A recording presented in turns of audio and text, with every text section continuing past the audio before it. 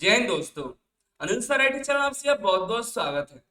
ITI first year के employability skill के दूसरे क्लास में आप सभी का आज बहुत बहुत स्वागत है।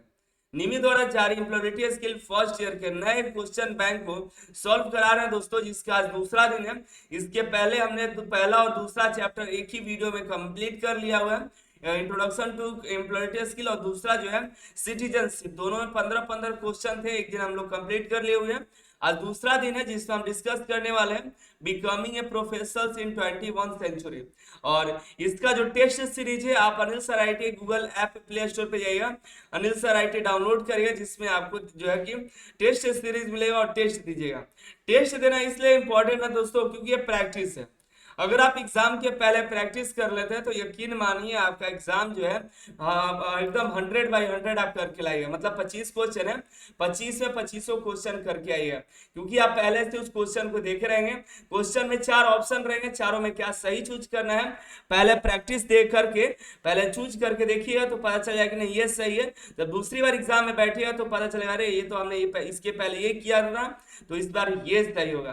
तो आज क्लास कर लीजिए, उसके बाद आप जा करके प्ले स्टोर से ऐप डाउनलोड करके टेस्ट दीजिए, और यकीन मानिए आप 50 से 50 नंबर एम्प्लॉयबिलिटी स्किल के लेकर आएगा। ठीक है, चलिए दूसरा क्लास शुरू करते हैं पहले क्वेश्चन के साथ।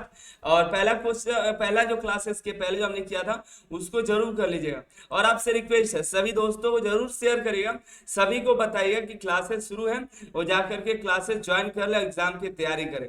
आज का पहला क्वेश्चन है 31 नंबर से शुरू करते हैं, 1 से 30। इसके पहले हमने डिस्कस कर लिया पिछले क्लास में। सवाल है, विनिर्माण जगत में डैश के साथ बड़े बदलाव हुए। विनिर्माण जब मैन्युफैक्चरिंग वर्ल्ड शुरुआत हुआ तो उस समय क्या हुआ था? क्या हरित क्रांति हुई? नहीं हुई। दुग्ध क्रांति नहीं हुई। श्वेत क्रांति भी नहीं हुई। उस समय जो हुई इंडस्ट्रियल रिवॉल्यूशन हुई, तब विनिर्माण मैन्युफैक्चरिंग वर्ल्ड में बदलाव आया। बदलाव शुरू हुए मैन्युफैक्चरिंग वर्ल्ड में। ठीक है, और कोई पूछे मैन्युफैक्चरिंग वर्ल्ड में कैसे बदलाव हुआ, तो औद्योगिक क्रांति होने के बाद ये विनिर्माण जगत में बदलाव आया, बहुत ही बड़ा बदलाव आया। बड़े बड़े कंपनियां खुलने शुरू हो गए, फैक्ट्रियां खुलनी शुरू हो गई औद्योगिकरण के बाद। आगे चलते हैं 32 नंबर क्वेश्चन, थोड़ा सा सॉल्यूशन को फास्ट करेंगे। ठीक है, और देखिए, the process of manufacturing has changed due to technology and dash development. प्रौद्योगिकी और डैश के विकास के कारण विनिर्माण की प्रक्रिया बदल गई। ऐसा क्या हुआ प्रौद्योगिकी के साथ कि विकास का जो ऐसा कारण हुआ कि वो बहुत ही बड़ा प्रक्रिया बन गया। तो देखिए, मैन्युफैक्चरिंग में देखिए पहला तो टेक्नोलॉजी आया, और उसके बाद ऐसा क्या हुआ, तो क्या प्रशिक्षण हुआ? ट्रेनिंग नहीं, और शिक्षण ये भी नहीं, या सहूलियत भी नहीं। जो टेक्नोलॉजी आया, जो नए नए टेक्नोलॉजी आए, और वैज्ञानिक जो साइंटिफिक हुआ, जो रिसर्च हुए, उसके कारण जो मैन्युफैक्चरिंग हुआ उसकी प्रक्रिया में और बदलाव हुआ। मैन्युफैक्चरिंग पहले जो सामान बनते थे उसके और एडवांस लेवल पे अभी बनने लगे। जो मैन्युफैक्चरिंग हुआ, और जैसे नॉर्मल चीज भी लीजिए, पत्तल का लीजिए, पहले पत्ता खाता था, अब उसको बदल करके प्लास्टिक कर दिया गया। आप देखिएगा तो कई अलग अलग तरह के पत्ते आते हैं, पत्तल आते हैं। मतलब ऐसे ही रियल लाइफ एग्जांपल लीजिए तो बहुत सारे जो है मैन्युफैक्चरिंग में उसे रिसर्च हुआ, नए नए टेक्नोलॉजी ऐड हुई। अभी देखिएगा तो एआई आने की वजह से कई सारे जो चीजें हैं, कई सारे बदलाव हो गए हैं।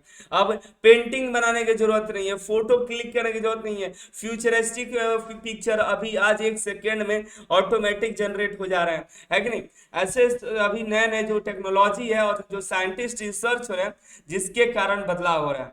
आगे देखिए 33 number question, regular assessment of skills is necessary for the growth of dash. Dash की वृद्धि के लिए कौशल का नियमित मूल्यांकन आवश्यक है। कौशल मतलब आपके अंदर जो जो हुनर है उसके मूल्यांकन, मतलब उसकी जो जांच है, मूल्यांकन मतलब जांच, उसके लिए आप क्या वृद्धि करना चाहते हैं? मान लीजिए आप खुद का मूल्यांकन कर रहे हैं, क्यों करते हैं? क्या उसे आप इंटरव्यू में देना जाना है? नहीं, ऐसा नहीं है। जॉब के लिए नहीं, स्किल के लिए नहीं, और स्किल की तो वृद्धि हो ही रही है, उसी के तो जांच होगी। तो उसके लिए हम अपना करियर देखेंगे, करियर के ग्रोथ के लिए। मान लीजिए हम जो है अभी आईटीआई कर रहे हैं, आप आईटीआई कर रहे हैं, आप आईटीआई में जो इलेक्ट्रीशियन से हैं, इलेक्ट्रीशियन की पढ़ाई सीख पाए कि नहीं पाए, उसके लिए आपका क्या होता है? एग्जाम होता है, वही मूल्यांकन होता है। तो उसी के लिए आपके करियर के लिए देखा जाता है कि आपका जो कौशल अभी बढ़ा है या नहीं बढ़ा है। और वैसे भी यहाँ पे खुद के लिए बोला है सेल्फ असेसमेंट, तो करियर ग्रोथ के लिए अपना कौशल को जांचना चाहिए, खुद ही जांचिए ना, दूसरे थोड़ी, खुद जांचिए। आप आईटीआई किए हैं तो क्या आप आईटीआई करने से कुछ सीखे कि नहीं, कि सिर्फ डिग्री ले रहे हैं, ये हमें जांचना होता है।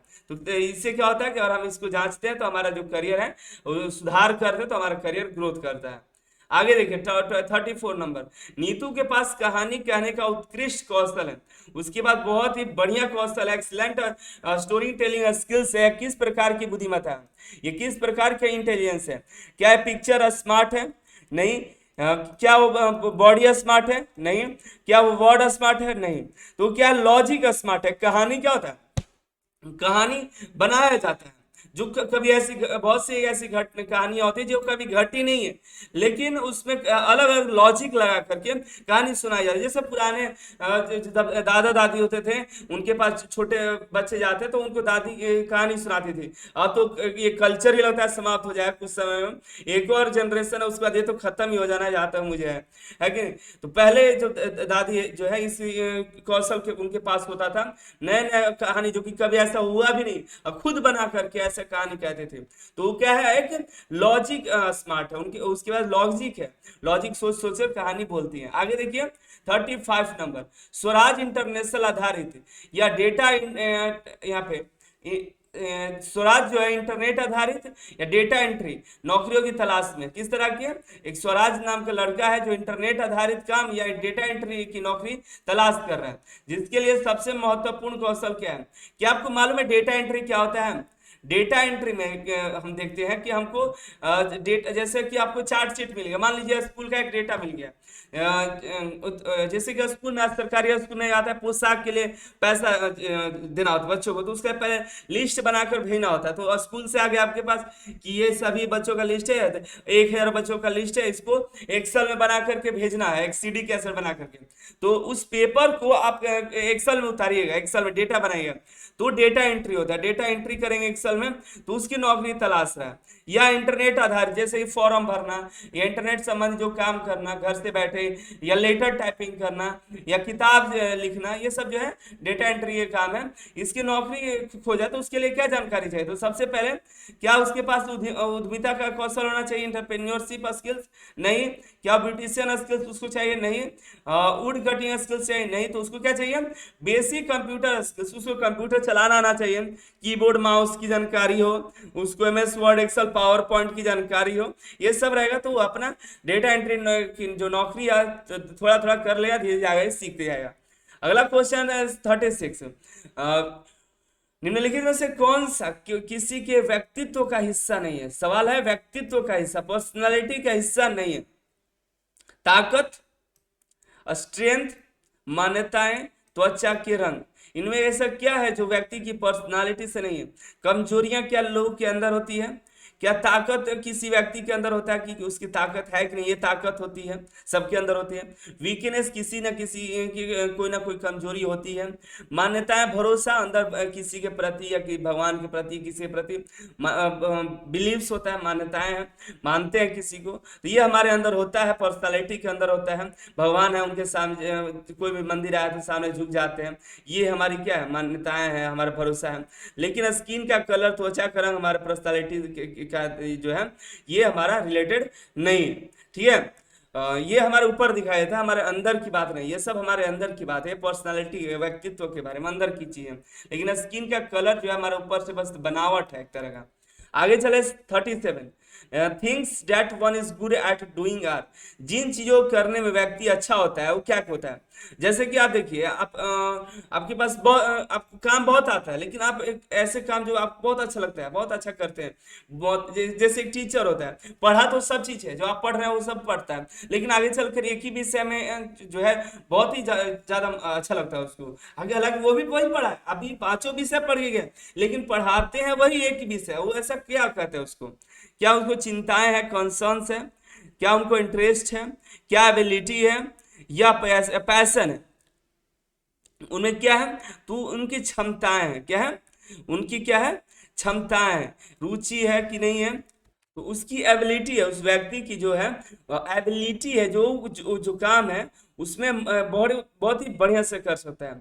जैसे एक कारपेंटर है, बहुत सी चीजें बनाता है, लेकिन एक पलंग है वो बहुत ही बढ़िया बनाता है, उसको पलंग बनाने की जो क्षमता है वो बहुत ही बढ़िया है, वो बढ़िया बनाता है, और भी वो तो बहुत चीज बनाता है, लेकिन ठीक है, तो यहाँ पर उसकी एबिलिटी हो जाएगी जिसमें वो बहुत ही अच्छा काम करता है। देखिए, कुछ अच्छा करने में असमर्था किसी को डैश है, inability to do something well is one. कुछ अच्छा करने के लिए जो है असमर्थ है, मतलब कुछ ऐसा चीज है जो उसको नहीं कर पा रहा है, तो क्या है, मतलब कोई व्यक्ति है जो उसको नहीं कर पा रहा है, तो क्या उसकी आकांक्षाएं हैं? नहीं। क्या उसकी ताकत है? जब वो असमर्थ है, कोई काम को करने में अगर असमर्थ है तो उसकी ताकत कहाँ से होगी, तो उसकी वैल्यू कहाँ से रहेगी? तो उसकी कमजोरी है, कोई व्यक्ति और किसी काम को नहीं कर पाता है तो वो असमर्थ है करने में, तो उसकी वीकनेस है।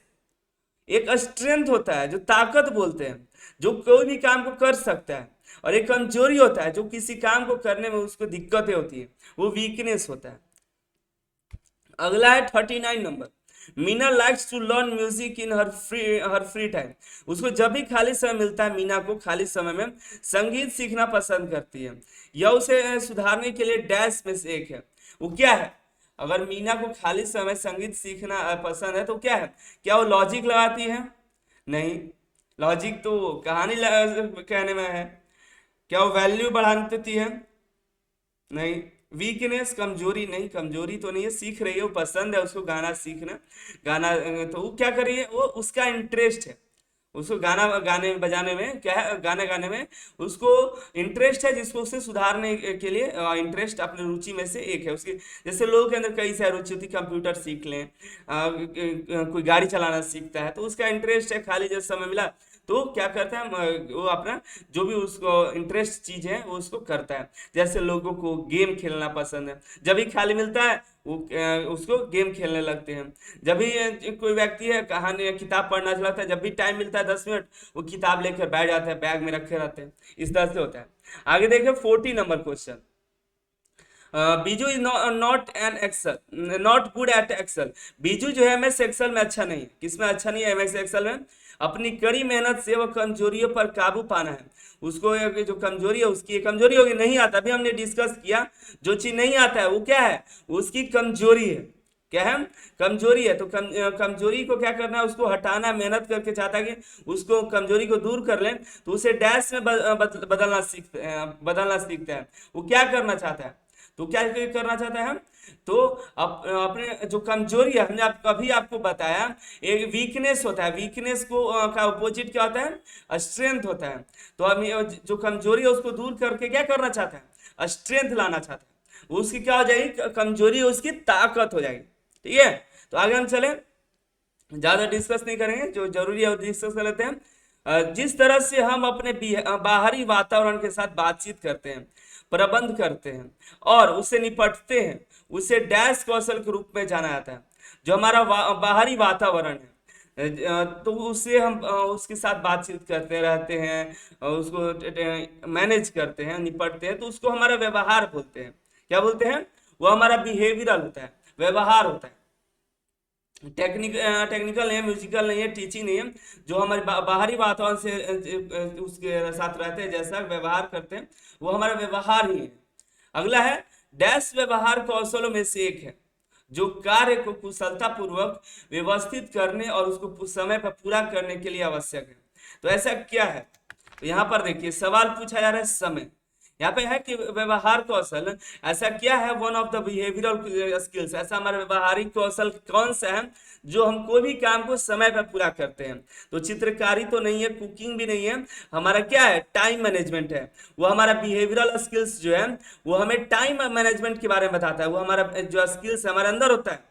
जैसे बहुत से लोग क्या होते हैं, टाइम पर ही खाएंगे, खाना खाएंगे, टाइम पे दवा लेंगे, मतलब हर एक काम टाइम पे। हमको जहाँ कहीं घूमने जाना है तो टाइम पे जाएंगे, खेलने जाना है टाइम पे जाएंगे, वो टाइम मैनेजमेंट होता है। इतने बजे हमको पढ़ने बैठ जाना है, कोई भी हालत हो कि लाइन रहे या ना रहे, हम मोबाइल का फ्लैश लाइट चला लेंगे, इन्वर्टर चला लेंगे, या कोई भी किसी भी तरह से हम उस टाइम पर पढ़ने बैठ जाएंगे। ये हमारा टाइम मैनेजमेंट होता है किसी भी तरह से। तो ये हमारे अंदर का एक कौशल होता है, हमारे अंदर कौशल होता है, ये बाहरी कोई नहीं है, व्यवहारिक कौशल के अंतर्गत आता है। टाइम मैनेजमेंट, उस समय का पालन करना बोलते हैं। अगला 43, the way we manage solve the problem is called, जिस तरह से हम अपनी समस्याओं का समाधान करते हैं। आपको सबको समस्या कोई ना कोई होता है, किसी भी प्रकार की समस्या होगा। आपको भी अभी समस्या है कि नया आगे निमी का पैटर्न हम कैसे पढ़ाई करेंगे, समस्या है, तो उसका समाधान कैसे खोजेंगे? क्या करेंगे कि हम अपना टेस्ट सीरीज लगाएंगे, हम एमसीक्यू को पढ़ेंगे, Anil sir IT app download कर लेंगे, वहां से टेस्ट सीरीज देंगे, टेस्ट दे करके अपना निकालेंगे। तो क्या करेंगे हम? अपना संघर्ष करके उसको क्या करेंगे? समाधान निकालेंगे। क्या करेंगे? संघर्ष करेंगे उसके लिए और उसका समाधान निकालेंगे। निगेटिव नहीं लाएंगे, पॉजिटिव एटीट्यूड से नहीं होगा, पैशन से नहीं होगा, हम उसको क्या करेंगे? समाधान खोजेंगे, उसका क्या करेंगे? उससे संघर्ष करेंगे, मेहनत करेंगे। हमको पहले 2 घंटा पढ़ना पड़ता था, 5 घंटा पढ़ेंगे। हम 1 घंटा एमसीक्यू पढ़ेंगे, आधा घंटा जाकर के ऐप पर जाकर टेस्ट देंगे। तो ये हमारा क्या होगा? संघर्ष होगा और फिर समाधान भी आपका निकल जाएगा। अगला 44 है, रेहाना को अपने प्रोजेक्ट में से एक समस्या का सामना करना पड़ता है। ये समस्या ही समस्या है भाई, समस्या का समाधान खोजना है। समस्या उसको ही पड़ गई, वो प्रोजेक्ट बना रही है, वह सही रवैये के साथ किसी समस्या को निपटा रही, जो उसका राइट एटीट्यूड है, रवैया है, उससे निपटा रही है। इसका एक उदाहरण कैसा है? तो जैसे रेहाना है, उसके प्रॉब्लम हुआ, एक प्रोजेक्ट बना रही है, उससे प्रॉब्लम आ गई, तो अब डील कर रही है, उसको किसी भी तरह से निकल रही है, उसको समस्या का समाधान खोज रही है।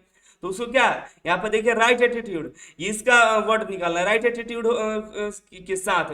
तो राइट एटीट्यूड यहाँ पे क्या हो जाएगा? निगेटिव एटीट्यूड तो होगा नहीं, टेक्निकल स्किल्स भी नहीं होगा, यहाँ पे वैज्ञानिक कौशल भी नहीं होगा। यहाँ पर उसका जो होगा पॉजिटिव एटीट्यूड के साथ वो अपना प्रॉब्लम को सॉल्व करेंगे।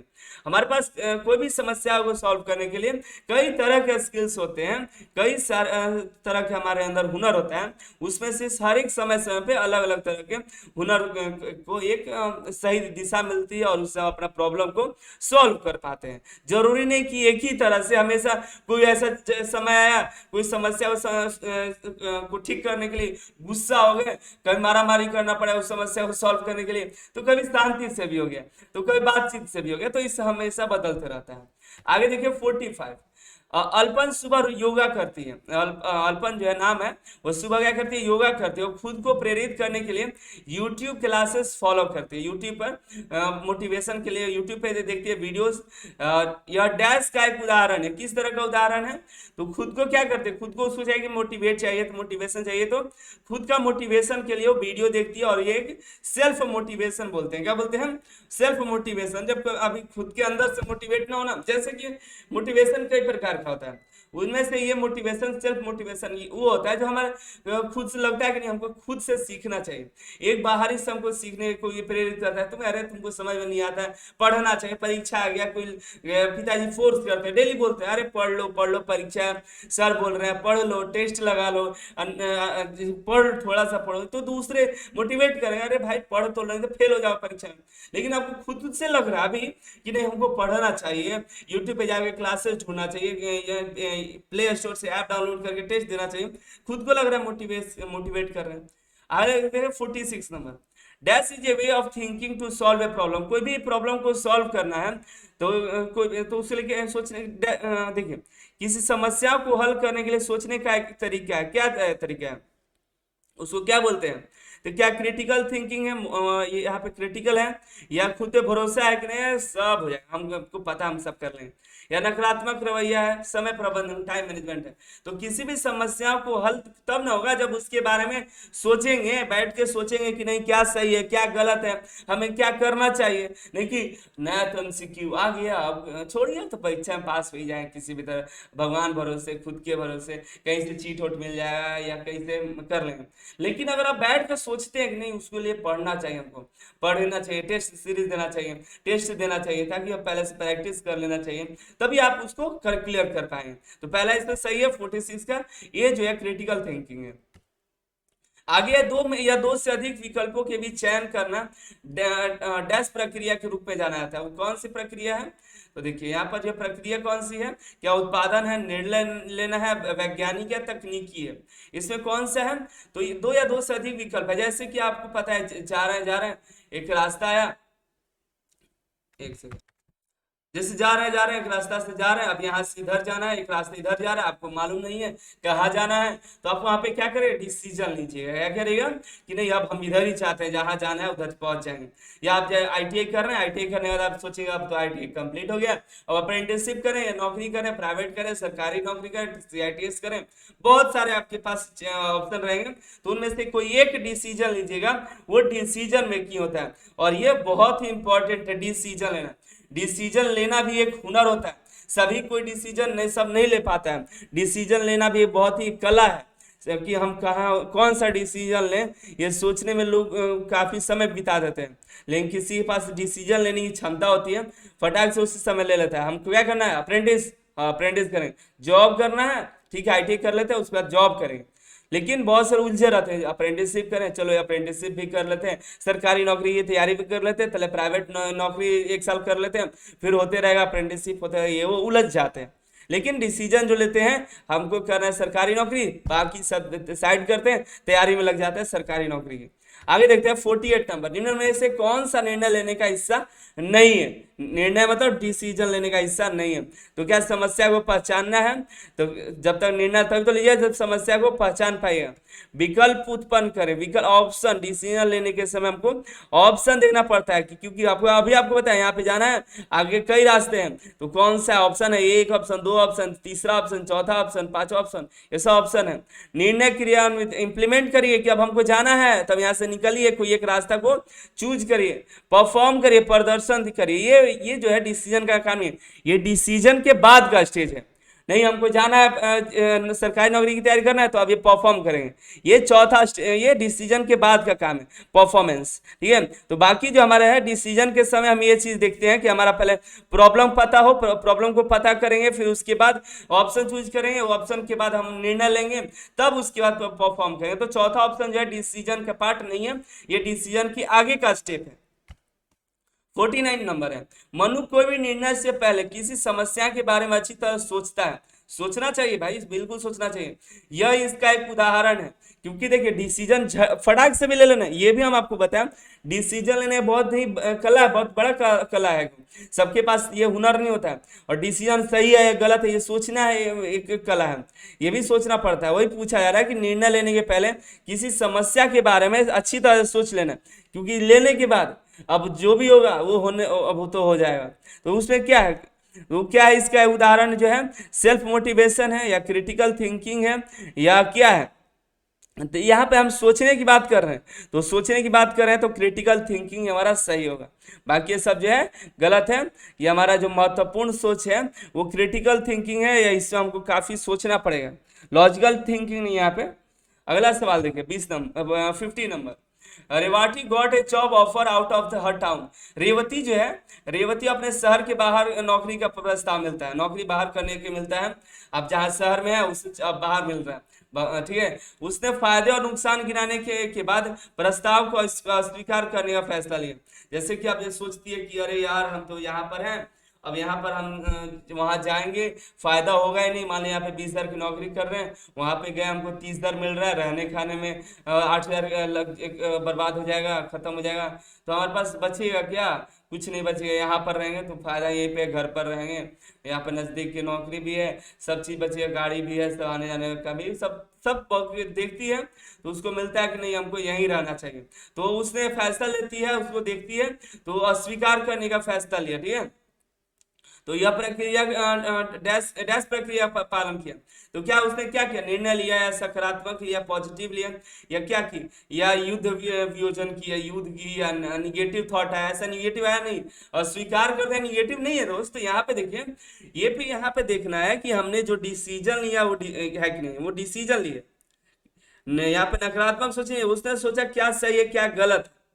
ठीक है, दो हम भी कोई काम करते हैं, बहुत से लोग क्या करते हैं, जैसे अभी मोबाइल लेना होता है, बड़ा चलो मोबाइल लेते हैं, 30,000 का मोबाइल लेते हैं, 25,000 20,000 का मोबाइल ले लेते हैं, उसको सोचिए कि उसकी क्या करें, होता है 10,000 का भी मोबाइल से काम हो जाए, डिसीजन उसको सोचना पड़ता है कोई भी काम को करने पहले। तो वही डिसीजन सही और गलत का फैसला करना हमारे, ये देखिए बहुत ही इंपॉर्टेंट चैप्टर एम्प्लॉयबिलिटी स्किल, आपको सभी चीजें पता बता रहा है कि देखिए ऐसे अपने रियल लाइफ का है, ये सभी एग्जाम्पल रियल लाइफ के हैं, आपको भी अपने जीवन में सेल्फ सेल्फ कॉन्फिडेंस को करके डिसीजन लेना पड़ेगा कोई भी काम के लिए। 51 में समय प्रबंधन के क्या फायदे हैं। समय प्रबंधन मतलब क्या होता है, टाइम मैनेजमेंट। टाइम मैनेजमेंट से आप क्या क्या समझते हैं, क्या फायदा होगा, तो कार्यों को समय पर पूरा करना, या दैनिक लक्ष्य प्राप्त करना, या तनाव से कम, या इनमें सब। जब हमारे पास समय प्रबंधन या टाइम मैनेजमेंट रहेगा तो हम सब न कर पाएंगे, सभी काम को उस समय पे पूरा करेंगे। हम टाइम मैनेजमेंट के लिए एक रूटीन फॉलो करेंगे, हमको 4 बजे उठ जाना है, 1 घंटे पढ़ाई करना है, 1 घंटे तैयार, 1 घंटे में ये करेंगे वो करेंगे, पूरा दिन ये करेंगे, पूरा अपना टाइम मैनेज किए हुए। तो आप क्या करिए, एक दिन आप मान लीजिए आपको 575 क्वेश्चन है ना, 575, उसके लिए आप डेली 30 क्वेश्चन, 40 क्वेश्चन, 50 क्वेश्चन पढ़ाई करते हैं। इतने दिन में आप लक्ष्य सोचते हैं कि हमारा इतना पूरा हो जाएगा, समय को पूरा कर लेंगे, तनाव नहीं रहेगा, अरे 85 क्वेश्चन है पढ़ लेंगे। तो एक बार जब पढ़ लेंगे उसके बाद टेस्ट दे देंगे अनिल सर IT ऐप पे, और हमारा जो है आसानी से एग्जाम निकल जाएगा, तब तनाव से भी मुक्त रहेंगे। आपको पता है कि आपका परीक्षा भी हो जाएगा, परीक्षा भी आसानी से दे पाएंगे। ये सब टाइम मैनेजमेंट के काम है, बहुत ही बढ़िया। एक बार टाइम मैनेजमेंट अगर आप नहीं करते हो ना, एक बार टाइम मैनेजमेंट करके देखिए, रात को सोने के पहले अगले दिन में क्या क्या आपको करना है उसके पहले ही डायरी पर नोट डाउन कर लिए, कितने बजे कौन का काम करना है, आपको बाहर जाना है, शहर में सामान लाने जाना है, तो पहले नोट डाउन कर लिए कि शाम को 2 से 3 बजे जाएंगे, दिन में सो लेंगे, उसके पहले पढ़ लेंगे, उसके ये कर लेंगे, और किसी ऑफिस में जाना है तो वो सब बना लेंगे रात में ही। फिर तो देखिए पूरा दिन आपका इतना बेहतरीन जाएगा ना, आप सोच नहीं सकते हैं। हम भी करते हैं, हम भी टाइम मैनेजमेंट को फॉलो करते हैं, हमको करना पड़ता है। जितने भी बड़े बड़े लोग हुए आज तक अपने लाइफ में उलझते नहीं है जब टाइम मैनेजमेंट कर लेते हैं। तो आगे तक चलते हैं 52 में। Good time management helps to improve dash at work. अच्छा समय प्रबंधन जो है वर्क यानी कार्यस्थल के समय कार्यस्थल पर डैश को बेहतर बनाने में मदद करता है। जब जैसे कि देखिए ऑफिस आवर क्या है, ऑफिस से समझिए ना, ऑफिस में क्यों कहा है 10 से 3 आना है तो आना है, 10 से बाद नहीं आना है, ताकि जब टाइम पे आइएगा ना तो उसके बाद जो होगा सब, मान लीजिए कोई मीटिंग है तो आप मीटिंग में टाइम पे पहुंचिएगा। ये नहीं कि आप 10 से बुलाया गया 10:20 से पहुंचिए तो मीटिंग 20 मिनट खत्म हो गया हो, तो आपको पता नहीं चलेगा कि 20 मिनट में क्या हुआ, अब आगे पूरा मीटिंग आपको पता नहीं चलेगा। इस तरह से काफी चीजें होती है, इसलिए टाइम मैनेजमेंट बहुत जरूरी है। टाइम मैनेजमेंट अगर आपके पास रहेगा तो ये आपका जो है कमजोरी नहीं बनेगा। टाइम मैनेजमेंट अगर आपका रहेगा तो ये यहाँ पे स्ट्रेस नहीं रहेगा। स्ट्रेस को बेहतर बनाने के लिए नहीं होता है, ये प्रेशर को नहीं होता है, ये आपके परफॉर्मेंस को और बढ़ा देता है। क्या बना देता है, परफॉर्मेंस, और जो आपका प्रदर्शन है और बढ़िया हो जाएगा। आप काम कंपनी के लिए या खुद के लिए जो है और अच्छा कर सकते हैं। आगे देखिए, जैसे कि मान लीजिए कोई काम ही हो, मान लीजिए अपने डेली रूटीन बनाए हुए हैं, कुछ नया काम आ गया तो आप देखेंगे कि नहीं मेरा इस समय, मान लीजिए हमको खेलने का समय आज, तो इसको हटा देते हैं, वो काम उसी में कर लेंगे, ठीक है। और आज थोड़ा और काम है तो सोने वाला काम है तो सोने वाला को टाइम हटा देता है, सोएंगे नहीं आज, उसके जगह पर हम ये काम कर लेंगे। तो ये सभी टाइम मैनेजमेंट होता है। तो वैसे आपके पास और टाइम मैनेजमेंट है नहीं तो कभी भी कुछ भी कर रहे, बाद में पता चला अरे यार हम कुछ नहीं कर पाए, जो जरूरी था वो तो हो ही नहीं पाया, ऐसा होता है। तो इसलिए टाइम मैनेजमेंट बहुत ही जरूरी है। कार्य समय को ब्लॉक करो, सॉरी, कार्य समय के ब्लॉक को डैश तकनीक कहा जाता है। आपको एक चीज बता रहे हैं यहाँ पे, ये एक इम्पोर्टेंट तकनीक है, टेक्निक है एक तरह से। आप देखे होंगे एक रेत का डिब्बा होता था जिसमें से रेत गिरता है, ये तो थोड़ा बेकार बन गया, इसमें से धीरे धीरे रेत गिरता है, देखिए ऐसा एक समय तक गिरते रहता है। और ये बहुत ही टाइम मैनेजमेंट का होता है, धीरे धीरे गिरता है, रेत इसमें से गिरता है। और एक और होता है, एक रेड कलर का होता है, यहाँ पे गोला होता है, टाइम से घूमते रहता है और वो टाइम को ब्लॉक करता है, समय को। मतलब आपको कोई काम करना है ना, आपको मतलब पढ़ाई करना है, आप सोचते हैं कि हमको 1 घंटा में हम उठ जाते हैं, तो थोड़ा थोड़ा 1 घंटा को 15 15 मिनट बांट देते हैं, तो इसको 15 मिनट पे सेट कर देंगे तो 15 मिनट के बाद ये बंद हो जाएगा। तो इस तरह के टेक्निक जो को हम पोमोदारो कहते हैं, ये आपको टाइम को ब्लॉक करता है, टाइम पे काम करने में सहायता करता है। जैसे रेत का है ना, उसी तरह ये भी होता है, एक टेक्निक है जो टाइम को मैनेज के करने के लिए टेक्निक को बनाया गया है। बहुत ही बढ़िया टेक्निक है। जैसे कि स्टॉप वॉच है, जो दौड़ते होंगे वो जानते होंगे उसके बारे में, या नॉर्मल सभी व्यक्ति जानते होंगे। दौड़ते वक्त हम स्टॉप वॉच को स्टार्ट कर देते हैं तो हमको टाइम मैनेज पता चलता है कि हम कितने सेकेंड में दौड़ को कंप्लीट किए हुए हैं, ठीक है। आगे बढ़ते हैं, ये याद रखिए पोमोदोरो बोलते हैं इसको, ये एक टेक्निक है जो कि टाइम को मैनेज करता है। रहीम अपने लंच ब्रेक के दौरान एमएस ऑफिस सीखते हैं। क्या करते हैं? एमएस ऑफिस के अंदर MS Word, PowerPoint, Excel, Outlook जैसे कई सारे ऑफिस पैकेज हैं। इसका एक उदाहरण क्या है? वो अपने जो मतलब आधे घंटे का टाइम, 45 मिनट का लंच ब्रेक है, तो उसमें वो एमएस ऑफिस सीखते हैं, ऑनलाइन सीखे या जहां से सीखे। तो क्या है, उनके पास एक टाइम मैनेजमेंट है। देख रहे हैं कि टाइम हमारा बर्बाद होगा, लंच हम 45 मिनट तो करेंगे नहीं, 10 मिनट लंच करेंगे, उसके बाद जो समय बचेगा टाइम मैनेज के अनुसार हम अपना एमएस ऑफिस सीख लेंगे। हालांकि ऐसे कोई कोर्स करेंगे तो 1 महीना में एमएस ऑफिस सीखेंगे, और हम 15-15 मिनट सीखते हैं तो भले हम 6 महीना में सीख लेंगे, सीख तो जाएंगे, हमारा जो समय बर्बाद हो रहा है वो बच जाएगा। तो टाइम मैनेजमेंट है। आगे की तरफ बढ़ेंगे। भानु 25 मिनट का टास्क प्लानर बनाते हैं और अवरुद्ध समय में कभी विचलित नहीं होते हैं। वो कौन सा तरीका है? जो हमने आपको अभी बताया वही तरीका। कौन सा तरीका? पोमोदोरो। ठीक है। और भानु जो है 25 मिनट का टास्क है उसके पास, और अवरुद्ध समय जो समय है वो कभी भी विचलित, कुछ रुकना है तो उसके लिए कौन सा टेक्निक अपनाएगा? पोमोदोरो। हालांकि ये जो पोमोदोरो आया था वो भी पढ़ाई के लिए ही आया था। जब बच्चे क्या 1 घंटा तक मन नहीं लगता है तो उसको 15-15 मिनट, 20-20 मिनट का बांट दिया जाता है, ताकि वो मतलब 15 मिनट पढ़ेगा, कहेगा नहीं हम 15 मिनट पढ़ेंगे, तो लोग 15 मिनट में ही पढ़ो, इसको 15 मिनट तक ये चलेगा, 15 मिनट तक पढ़ो। तो वो ऐसे टेक्निक को पोमोदोरो टेक्निक में है। Finding a solution to any problem. और जैसे एक और बात, जैसे कि मान लीजिए आपको 2 घंटे तक आज सोचे पढ़ाई करनी है और आपको नहीं हो पा रहा है, तो उसको 20-20 मिनट में बांट दीजिए और 20 मिनट तक पढ़िए, फिर उसके बाद 2 मिनट के लिए उठिए, फिर बैठिए, तो आप परेशान भी नहीं होइए, आपको 2 घंटा बीत भी जाएगा। लगातार पढ़ रहे हैं तो बहुत ही बढ़िया है। आगे देखिए 56 है। किसी भी समस्या के समाधान ढूंढना डैश कौशल कहलाता है। कौन सा कौशल कहलाता है? प्रॉब्लम को सॉल्व करने की कोशिश करना। तो कौन सा है? तो क्या वो ओवर थिंकिंग है, ज्यादा सोचते हैं? नहीं है। क्रिटिकल थिंकिंग नहीं है। डिसीजन नहीं, निर्णय की बात नहीं हो रही है, समस्या का समाधान की बात हो रही है। तो जो है समस्या को सुलझाने की बात है, प्रॉब्लम सॉल्विंग टेक्निक है। क्या? Problem solving technique. कैसी टेक्निक है? Problem solving technique. अगला 57, निम्न में से कौन सा समस्या समाधान का एक कदम नहीं है? समस्या को समाधान करने के पहले समस्या को देखते हैं कि समस्या आखिर है क्या।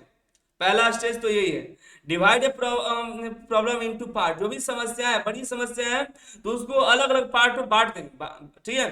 फिर उसको क्या करते हैं, हम टाइमर लगाते हैं, उसको फाइंड सॉल्यूशन फाइंड करते हैं। टाइमर लगाने की जरूरत नहीं है, हम उसको सीधे सॉल्यूशन खोजते हैं। यहाँ पे टाइमर जो है एक कदम नहीं है, ये सही आंसर होगा। ठीक है। मान लीजिए आपको कई सब्जेक्ट है, 4-5 सब्जेक्ट हो जा रहा है आईटीआई पढ़ने के लिए, तो समस्या देखिए, अरे हमारे को तो कई सारे सब्जेक्ट पढ़ने हैं, तो उसको अलग अलग टाइमिंग में बदलिएगा, फिर पढ़ना शुरू करेगा। ठीक है। ये समस्याओं को समाधान खोजना है, तो ये प्रॉब्लम सॉल्विंग है। लेकिन टाइमर जो सेट करना है इसके अंतर्गत ये नहीं आया। अगला है 58 number, if one is capable to find solution to problem one will get better at. यदि कोई समस्या का समाधान खोजने में सक्षम है और तो वह डैश को बेहतर हो जाएगा। किससे बेहतर हो जाएगा? क्या सेल्फ मोटिवेशन में? नहीं। क्या समस्या को सुलझाने में? हाँ, ये उस किसी भी समस्या को सुलझाने में वो माहिर हो जाएगा। कुछ समस्या आई तो उसको भागा नहीं, अरे करेंगे धीरे धीरे, वो आने वाले समय में किसी भी तरह की समस्या हो, अरे ये है हम तो कर लेंगे, अरे हाँ हो जाएगा, अरे कैसे करो, अरे हम कर लेंगे ना, हम जानते हैं कैसे करना। ऐसे हम सॉल्व कर लेंगे और हम समस्या का समाधान खोजने में सक्षम हो जाता है। तो अगला 59 नंबर, सोनी लैपटॉप पर डाउनलोड की समस्या को ठीक करने की कोशिश कर रही है, पहले प्रयास में वो सफल नहीं हो सकी, वो क्या करे? जैसे कि हम क्या करते हैं कि बहुत से लोग क्या जॉब की तैयारी करते हैं, पहला अटेम्प्ट देते हैं, वो फेल हो जाते हैं, फिर वो क्या करते हैं उसके बाद वो ट्राई करते हैं, रीट्राई करते हैं। हमें क्या करना चाहिए? रीट्राई करते हैं, क्विट नहीं करना चाहिए। हमें समस्या के समाधान से कभी नहीं भागना चाहिए, छोड़ना नहीं चाहिए, जॉब नहीं छोड़ना चाहिए, हमें रीट्राई करते रहना चाहिए। आप जानते हैं कि बहुत बहुत महान महान लोग हुए जो हजारों बार, सैकड़ों बार उन्होंने ट्राई किया और तब वो जाकर के सक्सेस हुए। कोई किसी को भी ले लीजिए ना, जिन्होंने आज तक जो भी आज तक महान हुए, जो भी बड़े बड़े लोग हुए, सभी सैकड़ों बार उन्होंने तरीका आजमाया, अलग अलग तरीके आजमाया, उसके बाद यहाँ तक पहुंचे हैं। तो हमें अगर हम कहीं पहुंच रहे हैं, नहीं पहुंच पा रहे हैं, तो उस तरीका बदलना चाहिए। ठीक है। प्रॉब्लम जो जहां से हो रही है उसको तरीके, जो लगता है कहीं तरीका ही गलत है, इसलिए तरीका को बदल दीजिए। अगला क्वेश्चन है 60 नंबर, सवाल अगला है 60 नंबर। स्टीव की मां ने उसे बताया कि मिक्सर ग्राइंडर काम नहीं कर रहा है। समस्या के समाधान के लिए उसका पहला कदम क्या होना चाहिए? अगर मिक्सर ग्राइंडर खराब हो गया तो क्या करेगा? शिकायत सीधे कर देगा? पहले तो आपको अभी हम बताए हैं पहले कई सारे क्वेश्चंस में, कोई भी प्रॉब्लम है सॉल्व करना है उसके लिए हम आइडेंटिफाई तो करेंगे, प्रॉब्लम को क्या करेंगे? आइडेंटिफाई करेंगे, पहचानेंगे कि खराबी क्या है। जैसा हम सोच देखते हैं ना, वैसे बहुत सी चीजें होती है हम अपने यहाँ खराब होता है, जैसे दुकान पर ले जाते हो ठीक हो जाता है। ऐसे कई बार होता है, लैपटॉप होता है कभी कभी कि हम उसको ले हमारे यहाँ खराब होता है, हमारे काम नहीं करता, ऑन नहीं होता है, और उसके यहाँ लेकर जाते हैं, बस वो खुद वो वही काम करता है, पावर बटन प्रेस करता है, ऑन हो जाता है। तो ऐसा क्या होता है, क्या करता है, क्या होता है? तो क्या होता है कभी बैटरी इधर उधर निकाल के चेक नहीं करते, हम घर पर कर लिए होते तो हो जाता है। तो ये समस्याओं क्या होता है, पहले पहचानना होता है, देखना होता है। ठीक है, ये हमारा आज के क्लास का लास्ट क्वेश्चन था। आगे हम क्वेश्चन दूसरे क्लास में देखेंगे बहुत जल्द। मिलते हैं अगले क्लास में। आप सभी का बहुत बहुत धन्यवाद। और सबसे बड़ी बात, आपने अनिल सर आईटी ऐप नहीं डाउनलोड किया तो अभी डाउनलोड करिए और टेस्ट सीरीज दीजिए। टेस्ट सीरीज दीजिएगा तो प्रैक्टिस होगा, आपका प्रैक्टिस इंपॉर्टेंट होता है। प्रैक्टिस जब दीजिएगा तभी तो आपके एग्जाम में पता चलेगा कि अरे हमने तो प्रैक्टिस किया था, ये तो क्वेश्चन का ये आंसर होगा। ठीक है, इसलिए इंपॉर्टेंट होता है। तो जब भी जाकर के टेस्ट दीजिए, और टेस्ट इंग्लिश और हिंदी दोनों लैंग्वेज अपलोड है, और भी सभी अपलोड हो जाएंगे, तो ज्वाइन करके रखिएगा। मात्र 99 रुपये का टेस्ट सीरीज है। उम्मीद करते हैं आप ज्वाइन करेगा। आप सभी का बहुत बहुत धन्यवाद।